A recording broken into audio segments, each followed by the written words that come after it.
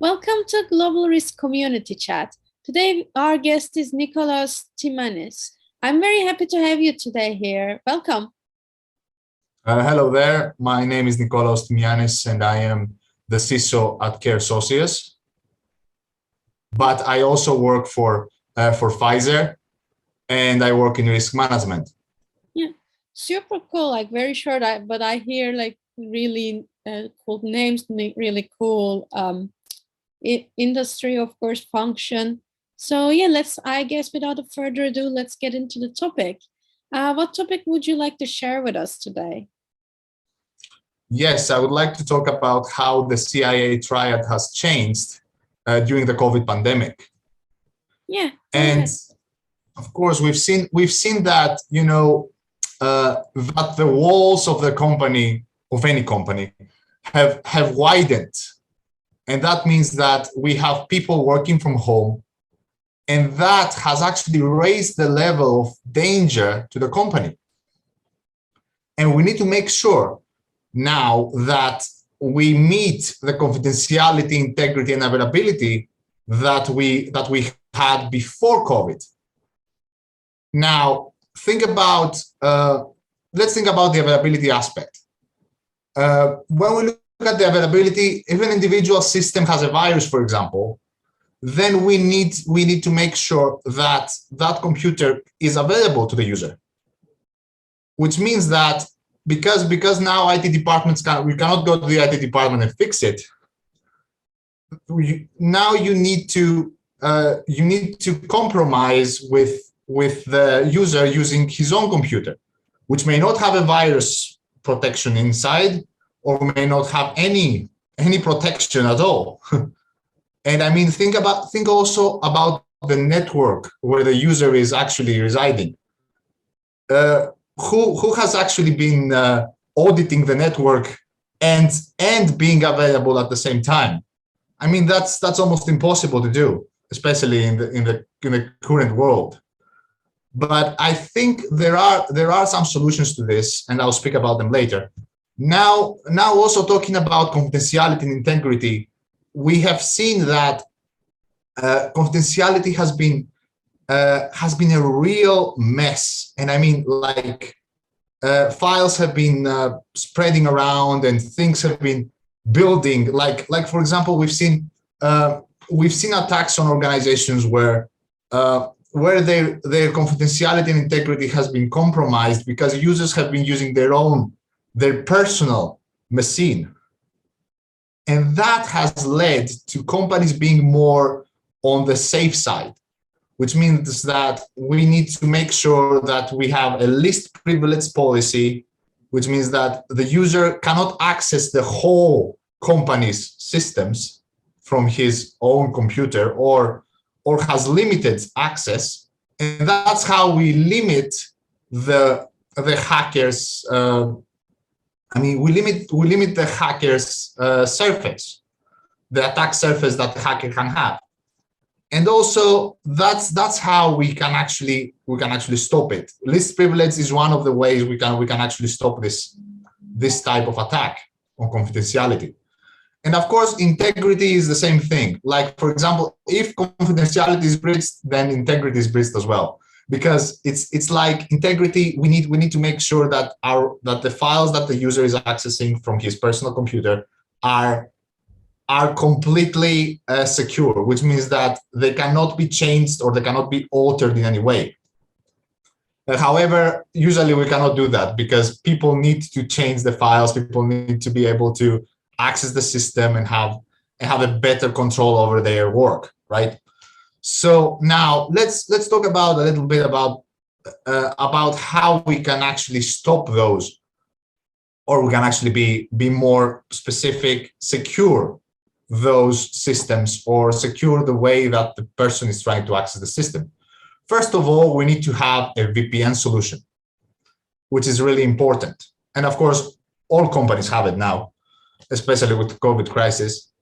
And then, and of course, we need to utilize that VPN, and the user has proper encryption over the end-to-end connection and robust encryption algorithms. So of course, we would have to be more like RSA and even better AES, which could actually help us with protecting the confidentiality of the system.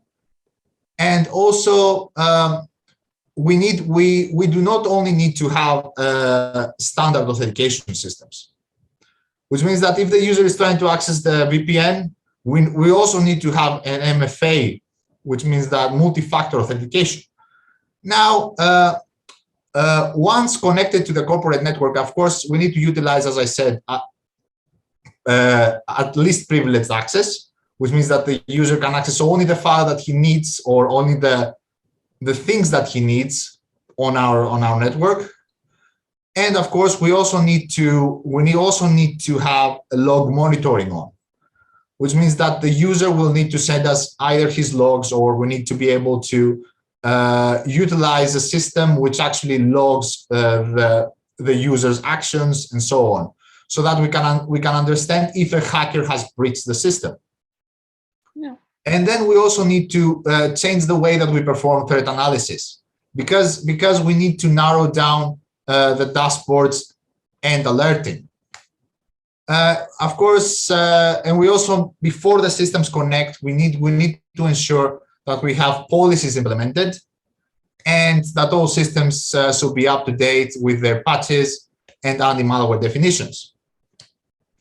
And of course, we also have to have an anti-malware application, which is really important. And I mean, that is the most important thing. And we need to ensure that the systems can identify malicious software immediately, instead of when it does its weekly scan. So we don't need it to have a weekly scan. We need to have a daily scan. And I mean, not just daily, we need to have it hourly, actually, which is really important. Yeah, actually quite interesting. And I think that's the whole idea. And what I would like to actually have as a takeaway from this is that we need to help each other. We need to help each other, especially when we have attacks on the systems, because we have attacks daily. We need to make sure that that we protect those systems. But in order to protect those systems, we need to help each other. That's it.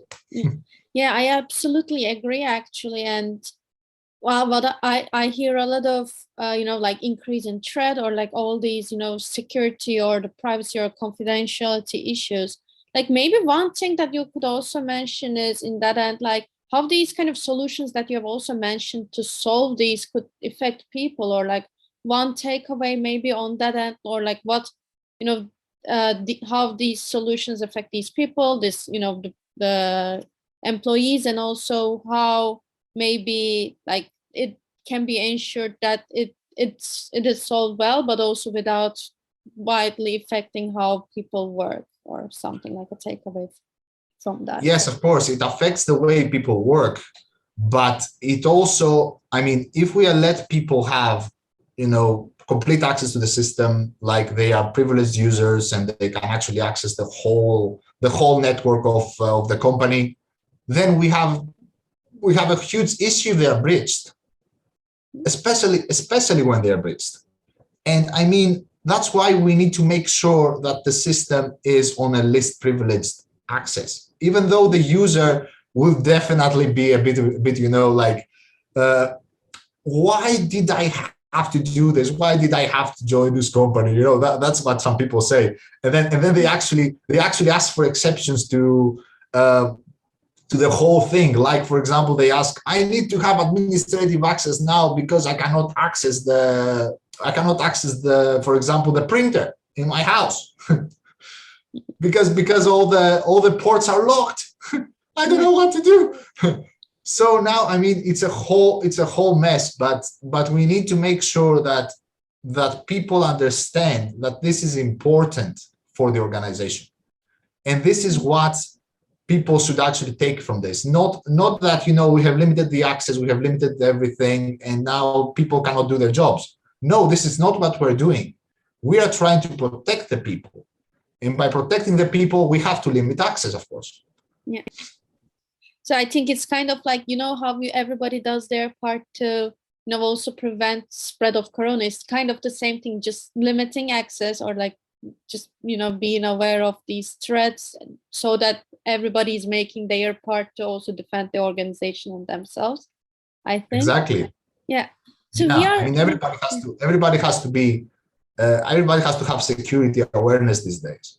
Yeah. Because hackers are everywhere. And because hackers are everywhere, we, the security people, need to make sure that all the employees in an organization know about security incidents and know about the attacks that are happening out there. Yeah, absolutely, I agree on that. And we are running a little bit out of our time, so I just have one more question remaining, and that is how it is for you to be part of a global risk community or risk community in general. Yes, I would love to be a part of it. Yeah. Do you have any I don't know, insight or like thoughts on how have it been for you in general, being part of being a risk professional, or like how having a community around it could help you? I mean, that would be amazing, especially having a community to help out whenever we have an issue with with risk and everything else. And I think risk management is something that we should all do together, because we can't actually have a company focusing on risk management and then actually someone goes out and destroys everything by just being a malicious user or being an insider or something like that. And then we have so many issues in the company that we can't deal with that now because the user is far away. He's living in Bangladesh, let's say. And then I mean, the whole situation changes according to where we are in the company. And of course, we need to make sure that we have a community where we can actually turn to for answers, or turn to for suggestions about what we should do in situations like that. Yeah, cool. Super nice to hear your thoughts on that as well. So since we are running out of our time, I wish we could hear more on your expertise, of course, but I would like to thank you for joining us today and sharing your expertise, your insights and thoughts on the topics. Thank you. Of course, thank you so much. Yeah, have a great day. Have a nice day.